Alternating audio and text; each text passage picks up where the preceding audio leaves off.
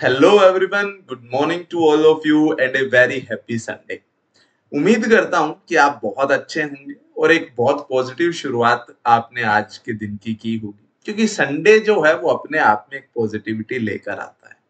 अगर मैं अपने स्कूल डेज की बात करूं तो संडे का बड़ा बेसब्री से इंतजार रहता था कि हाँ, कब संडे आएगा और हम उस दिन थोड़ा रिलैक्स होंगे, लेट उठेंगे, जो कि सबसे बड़ी ख्वाहिश होती थी क्योंकि स्कूल के लिए जल्दी उठना पड़ता था कि आराम से खाएंगे, पिएंगे, खेलेंगे और मस्त सो जाएंगे। यही हमारा संडे रहता था।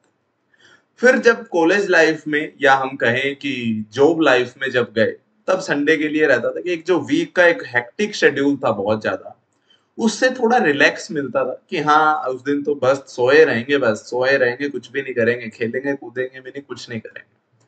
लेकिन कोरोना ने बहुत सारी चीजें बदल दी। अब हमारे लिए हर दिन संडे जैसा हो गया। अब हम हर दिन घर पर हैं, अपने घर से बाहर ज्यादा नहीं जा रहे हैं, जो कि एक जरूरी हिस्सा भी है खुद की जिंदगी को और दूसरे की जिंदगी को सेफ रखने का। लेकिन ये संडे डेज की अगर मैं बात कोटा में करूं तो कोटा में भी संडे का दिन बड़ा स्पेशल रहता था, क्योंकि संडे के दिन लगभग हर कोचिंग इंडस्ट्री के अंदर, हर कोचिंग इंस्टीट्यूट के अंदर होता था एक इवेल्युएशन टेस्ट। हर संडे को बच्चे भागते थे सुबह सुबह टेस्ट देने और फिर उनकी रैंकिंग देखने, और वो रैंक इंप्रूव करने की, खुद के मार्क्स को इंप्रूव करने की दौड़ ही कोटा को स्पेशल बनाती थी, जब वो एक रिजल्ट फैक्ट्री बना। लेकिन अभी चीजें थोड़ी सी बदल गई। अभी वहां पर बच्चा रैंक लेकर आता था, किस लिए? ताकि वो टॉप बैच में पढ़ सके, ताकि वो उन टॉप एजुकेटर से पढ़ सके, टीचर से पढ़ सके, जो सभी बैचेस को नहीं पा रहे, टॉप बैचेस को पढ़ा रहे हैं। But as I always said कि हर नेगेटिव टाइम में कुछ ना कुछ पॉजिटिव भी जरूर होता है।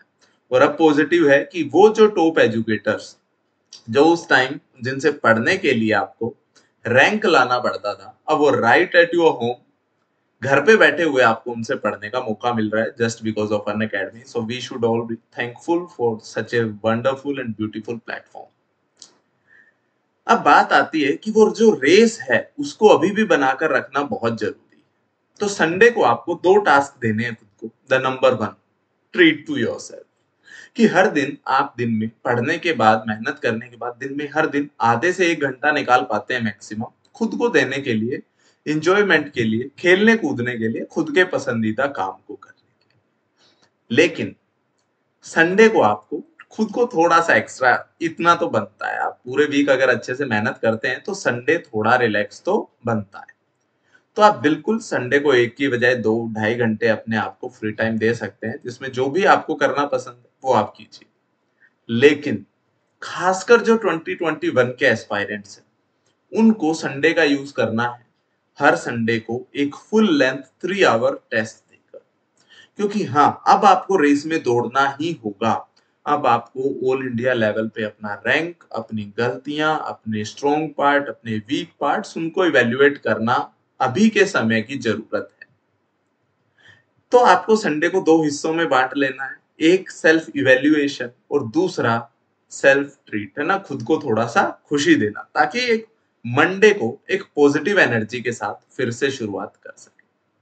लेकिन मेरे पास बहुत सारे मैसेजेस आ रहे हैं, कमेंट सेक्शन में भी बच्चे बोलते रहते हैं कि सर अभी शुरू करेंगे तो क्या नीट हो जाएगा, सर हम डिमोटिवेटेड फील कर रहे हैं, सर थक गए हैं, सर मतलब माइंड जो है वो लेथार्जिक फील कर रहा है।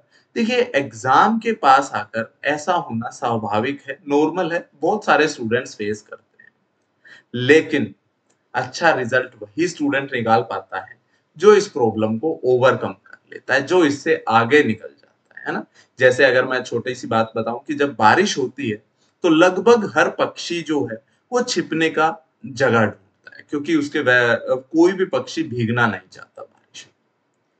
लेकिन एक बाज, जो ईगल तो होता है, वो ऐसा पक्षी होता है जो अपनी प्रॉब्लम, मतलब बादल से ऊपर की उड़ान भरता है, मतलब खुद को प्रॉब्लम से भी ऊपर उठा लेता है, और डेफिनेटली उसे कहीं छुपने की जरूरत नहीं पड़ती। तो आपको वही एटीट्यूड खुद के अंदर लाना होगा कि जो भी आपकी प्रॉब्लम्स है, जो भी आपकी शॉर्ट कमिंग्स है, उनसे छुपने की बजाय आपको उनके साथ फाइट करना। अभी आपको मैं कहूं कि आप एक 30 किलोमीटर की मैराथन रेस दौड़े और आप सिर्फ इस वजह से हार गए क्योंकि लास्ट के 100 या 200 मीटर में आपने हौसला खो दिया, आप थक कर बैठ गए। क्या ऐसा करना चाहिए? नहीं सर, अगर इतनी मेहनत से 30 किलोमीटर दौड़े ही हैं, तो थोड़ा सा अपने आप को बियॉन्ड द लिमिट्स पुश करना चाहिए और अपने आप को फाइनल लाइन तक पहुंचाने के लिए अपने हौसले को, अपने मोटिवेशन को किसी भी तरीके से कम नहीं होने देना। बट ये बोलना जितना आसान है, करना थोड़ा सा मुश्किल है। ऐसा क्यों? कौन सा एक मेन इंग्रेडिएंट है जो आप भूल रहे हैं अपनी सक्सेस का? आपको टीचर्स ने शॉर्ट नोट्स बनाने का बोला, टेस्ट देने का बोला, आपको बहुत सारे टास्क बताए गए, ये करो, वो करो, ये बुक पढ़ो, ये डीपीपी पढ़ो, आपका सिलेक्शन हो जाएगा। Definitely these were the necessary steps, but एक मेन पॉइंट जो आप भूल रहे हैं वो है ए बिग स्माइल। बिल्कुल बच्चों, एग्जाम से पहले अभी के जो 3 मंथ में मैं आपको एक सीक्रेट सक्सेस फॉर्मूला बता रहा हूं कि इन 3 महीनों में, 2 महीनों में जितना भी टाइम एग्जाम में बचा है, अगर आप एक अच्छी स्माइल और एक पॉजिटिव माइंडसेट के साथ प्रिपरेशन करते हैं, nobody is going to stop you from being successful। लेकिन प्रॉब्लम यह है कि खुश हों कैसे, कैसे खुद की खुशी को मेंटेन रखा जाए? बेटा, positivity comes from inside. If you want to be happy then look inside. एक सुबह की शुरुआत जो है वो बहुत एनर्जी के साथ करना जरूरी है। फॉर एग्जाम्पल मैं अगर आपको बताऊं कि एक दिन आप उठते हैं उदास मुंह के साथ, एक नेगेटिव माइंडसेट के साथ, और उठ के 10 से 12 घंटे पढ़ाई भी कर लेते हैं, but I guarantee you this 10 और 12 hours are not going to be much productive. आप बहुत ज्यादा रिजल्ट नहीं निकाल पाएंगे उससे। तो कैसे अपनी उसी मेहनत में से, उसी काम में से ज्यादा आउटपुट निकाली जा सके? एंड द सीक्रेट की, the secret success formula is a smile, is a happiness. कि भैया सेम काम तो आपको करना ही है। काम का तो देखो, मेहनत का तो कोई शॉर्टकट कोई भी टीचर बता नहीं सकता, ना ही मेरे पास है। कोई भी शॉर्टकट नहीं है। Hard work is compulsory. लेकिन हार्ड वर्क के साथ जब एक बार एक स्माइल, एक खुशी, एक पॉजिटिविटी अगर डाल दो, तो रिजल्ट जो है वो बहुत टाइम मल्टीप्लाई आपको देखने को मिलते हैं। तो अब आपको क्या करना है?